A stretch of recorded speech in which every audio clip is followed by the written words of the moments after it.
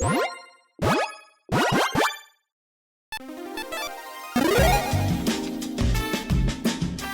and welcome to the Commander's Quarters. I'm your host Mitch, glad to have you here. Here at the Commander's Quarters, we're all about Commander on a budget. Today's episode is going to be a $50 deck tech. When I say $50, I mean that is an overall deck cost. Both shipping and commanders that are $10 or less are going to be included in that cost, but basic lands will not be. Decks on this channel are built to be fun, inexpensive, and focused. If you want to learn more about what a focused commander deck is, check out this video here. On this deck tech, I'm going to take you through its strategy, the tactics, and how this deck wins. This show and episodes like this one are possible thanks to viewers like you. If you're looking for an easy way to help support this show, make sure that you like, share, and subscribe. Also, hit that bell notification icon so you don't miss any new episodes. And while you're at it, subscribe and review our podcast as well. You can also go check out our playmats and other merchandise at thecommandersquarters.com. Another easy way to support this show is with our TCGplayer affiliate links. So whether you're buying a deck or individual cards, you can use this general link right here or one in the description. And the final way that you can support this show is by supporting us directly by becoming a patron. There are many benefits to being a patron, and I truly couldn't do this without all of their support. Today's deck tech is going to be built around Progenitus. It's a 10/10 Hydra avatar with protection from everything that costs white, blue, blue, black, red, green, or in other words, Wooburg twice. Anyways, it says if it be put into a graveyard from anywhere, reveal Progenitus and shuffle into its owner's library instead. Most likely that effect's not going to come into play for this deck, but you never know. Anyways, Progenitus is pretty straightforward. It's a 10/10 beater that is pretty hard to deal with. Pretty much non-damage based board wipes and edict effects are the only ways to get this off the board. But of course, this comes at a huge cost because Progenitus requires a ton of mana and requires perfect mana fixing. So we really need to protect ourselves and give ourselves enough time so we can get this commander out and it can start doing work for us. So I thought about taking this deck in a kind of different direction than you usually see with this commander. So what's our strategy with this deck? We're going to ramp as quickly as we can and then fog attacks continuously for protection. In other words, this is a Turbo Fog deck. Yeah, you heard that right. Progenitus Turbo Fog is definitely a thing now. And then how do we win with this deck? Well, it's very simple. We just get Progenitus out and then kill all of our opponents in as few hits as possible. Again, Progenitus is impossible for our opponents to block and very hard for them to deal with. And even though we actually can't target Progenitus with anything, we've got some ways to turn to a 2 or even 1-shot kill. As with all Commander's Quarters decks, I'm going to take you through 10 different tactics that show you how the deck works and how we're going to win with it. So let's start things off with tactic number 1, the beginning of all. First up, there's Wayfarer's Bauble, which we can pay 2 to tap and sacrifice to get a basic land into play tapped. Next up, there's Fauna Fertility, which essentially is an enchantment that does the same. And then there's Search for Tomorrow, which we can suspend 2 for a green, and it says search your library for a basic land and put it onto the battlefield, then shuffle your library. And then we've got some great turn 2 ramp with Farseek, Rampant Growth, and Sakura Tribe-Elder. Farseek can get us a Plains, Island, Swamp, or Mountain into play tapped, and then Rampant Growth and Sakura Tribe-Elder can get us any basic into play tapped. Next up, there's Growth Spiral, which is going to draw us a card, and then we can put a land from our hand onto the battlefield. Next up, there's Heraldic Banner, which might seem like a strange inclusion, but hear me out. I'm usually not in support of inefficient sources of ramp, such as mana rocks that cost 3 but only tap for 1. But Heraldic Banner can help us fix our mana, and no matter what color we pick, it's going to pump Progenitus. Plus 1/+0 might not seem like much at all, but going from 10 to 11 power turns Progenitus into a 2-shot kill instead of a 3-shot kill. Anyways, next up there's Colony Heart Expedition, which has landfall. Whenever your land enters the battlefield under your control, you may put a quest counter on Colony Heart Expedition. Once we get 3 of those counters, we can sacrifice it to get 2 basics into play tapped. And then we've got 3 spells that can really help us with our mana fixing with Harrow, Springbloom Druid, and Cultivate. Harrow's going to make us sacrifice 1 land to get 2 basics into play untapped, and Springbloom Druid does the exact same thing, but they come into play tapped. Cultivate's going to get us 2 basics, 1 goes into our hand, and 1 goes onto the battlefield tapped. Next up there's Grow from the Ashes, which is going to get us 1 basic into play untapped, or 2 if we kicked it. And finally, there's Circuitous Route and Explosive Vegetation, which will get us 2 basics going to play tapped. Now, this might seem like a lot of ramp and fixing, but we're not quite done just yet. So now let's move on to tactic number 2, going big. First up, there's Dictative Karametra, which has flash, and it has whenever a player taps land for mana, that player adds 1 mana to their mana pool of any type that land produced. So essentially, this is going to double up our lands, but it also doubles up our opponent's lands too. But because it has flash, we can take advantage of it first and surprise our opponents out of nowhere. And then Brass's Bounty says for each land you control, create a colorless treasure artifact token with tap, sacrifice this artifact, add 1 mana of any color to your mana pool. This is a fantastic temporary source of ramp that can help us get Progenitus out quickly. Again, the faster we can get Progenitus out, the faster we can take out all of our opponents. But while we're ramping, we need to make sure that we've got plenty of ways to protect ourselves and to stay alive. So it's time for us to move on to tactic number 3, Thick Fog. First up, of course, we've got the original Fog. It says prevent all combat damage that we dealt this turn. 1 mana to completely blank an attack is an absurd rate. So we're going to be running a ton of fogs just like this one, like Undergrowth and Holy Day. And with Undergrowth, we can also pay an additional 2 in a red, and if so, it doesn't prevent the combat damage from red creatures. This most likely won't come into play, but we might be able to politic with this, so just keep that in mind. Next up, there's Ethereal Haze, which says prevent all damage that be dealt by creatures this turn. So that includes combat and other kinds of damage too. And then we've got 2 fogs on a body with Spore Frog and Kami of False Hope.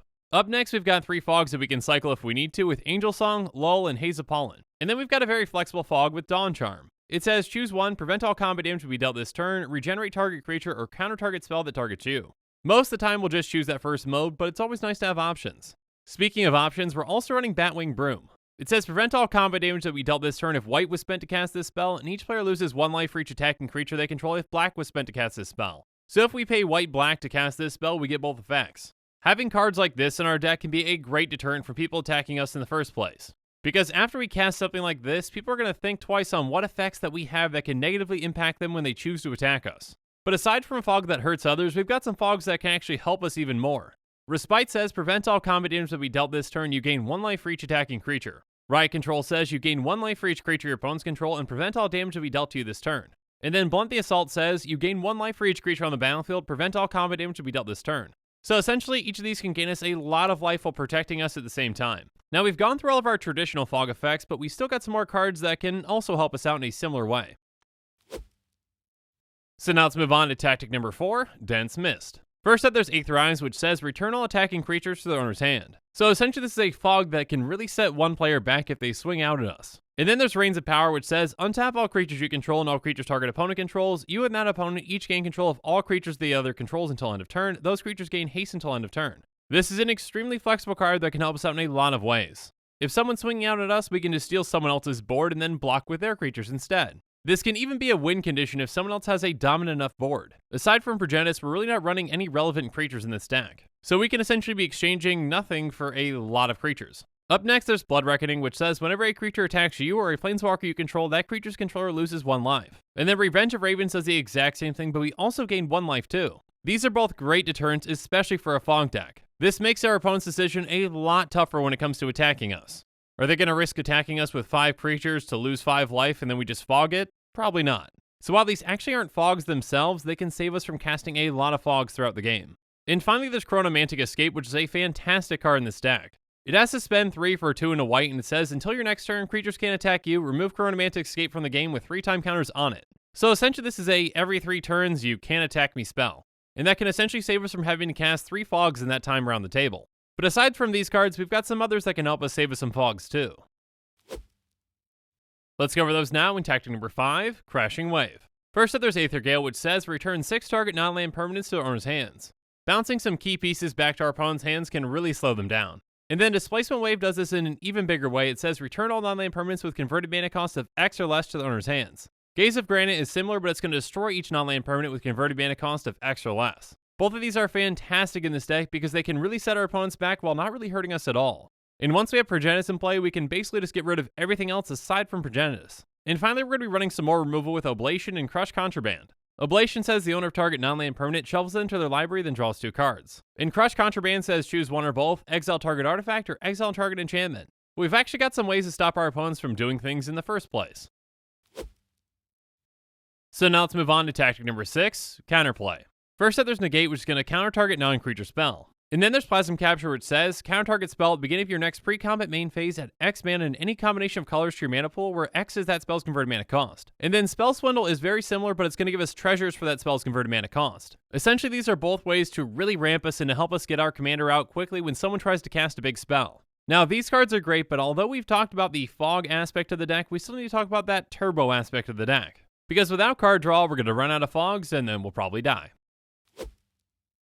So let's not do that by moving on to tactic number 7, Foggy Days Ahead. First up, there's Urban Evolution, which says draw 3 cards, you may play an additional land this turn. Both drawing cards and ramping are great things for this deck. We've also got some instant speed draw though with Factor Fiction, Read the Runes, and Pull from Tomorrow. Factor Fiction says reveal the top 5 cards of your library, and opponent separates those cards into 2 piles, put 1 pile into your hand and the other into your graveyard. And then Read the Runes says draw X cards for each card drawn this way, discard a card unless you sacrifice a permanent. With the amount of mana that we can make in this deck, this is a great way for us to dig deeper and ditch cards in our hand that we don't need. But Pull from Tomorrow lets us keep most of those cards because it says draw X cards, then discard a card. Now, one-off draw spells like these can be great in this deck, but we need some engines as well.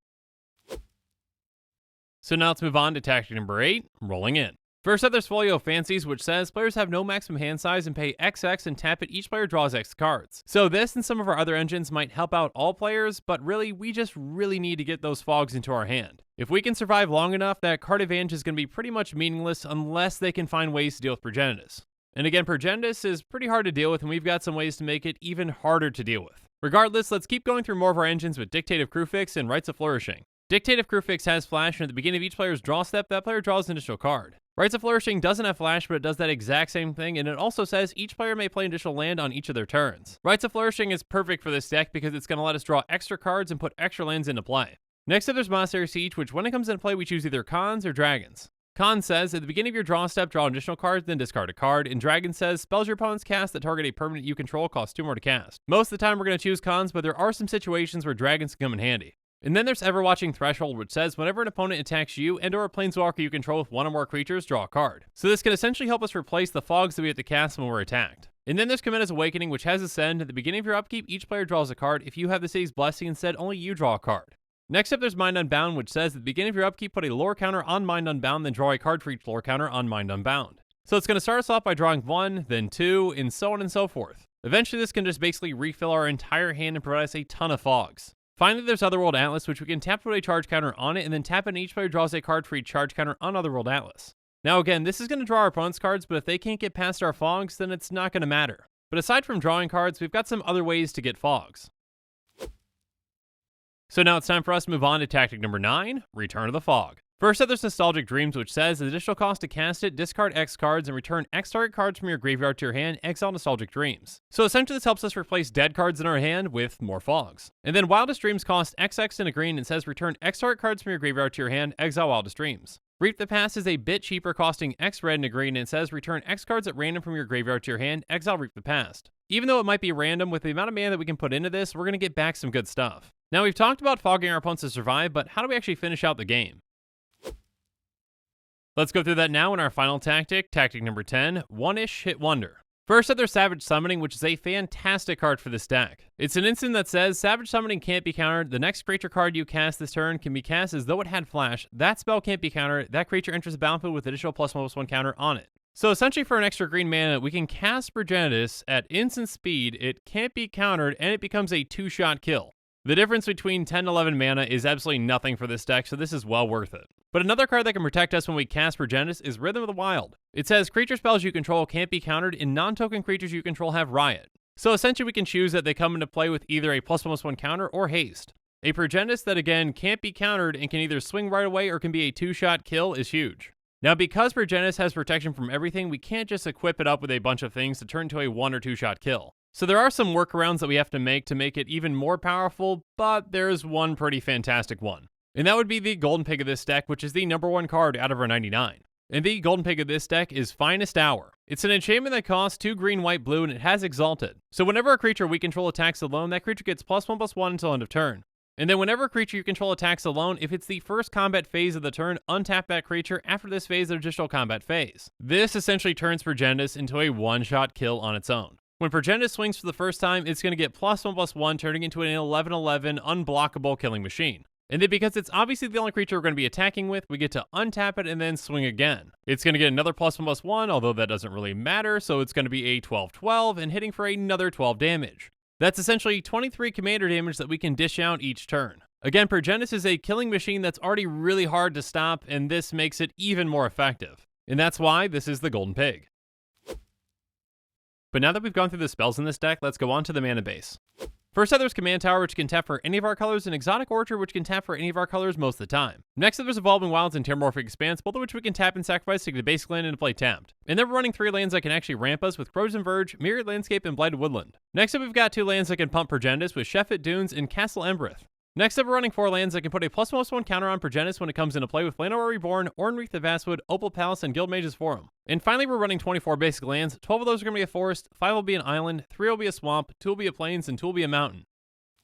And now that we've gone through every single card in this deck, let's do a quick price check. A quick reminder that our deck costs are calculated using TCGplayer optimization, optimizing with even heavily played and damaged cards because those cards need a home too. The average Progenitus EDH rec deck will set you back $507.14. Our deck is going to be much more affordable, coming in at $49.54. Again, the price of this deck is the price that I got for it on the day that I'm recording. If you want to see a breakdown of this deck's cost, check out the link in the description. Keep in mind that prices can and will fluctuate and change over time, but with these deck costs, I want to be as transparent as I possibly can.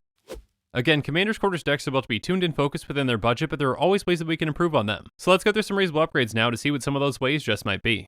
First up, let's add Entangle by taking out Haze of Pollen. Next up, let's add in Moment's Peace by taking out Kami of False Hope. And then let's add Comeuppance by taking out Blunt the Assault. Next up, let's add in Chromatic Lantern by taking out Growth Spiral. And then let's add in Smothering Tithe by taking out Urban Evolution. Finally, let's add in Marchese's Decree by taking out Blood Reckoning. And now it's my turn to hear from you. So in the comments below, let me know what you think about this deck and what you think about the Commander in general. And make sure you're following us on social media for more updates and sneak peeks on future episodes. Again, a huge thank you to my patrons who help make this show possible. I truly couldn't do any of this without your support. If you want to support this channel directly, consider becoming a patron. There are many benefits to being a patron, including being able to vote on future commanders for deck tags. There are even tiers where you get your own personalized deck tag dedicated to you. You can check out all the Patreon tiers and rewards at patreon.com/commandersquarters. If you haven't already, make sure that you like and subscribe to the channel. Here at the Commander's Quarters, we're all about budget Commander. So while you're at it, go ahead and check out some of our other types of episodes. And with that, I'm out of here. Thanks again and have a good one.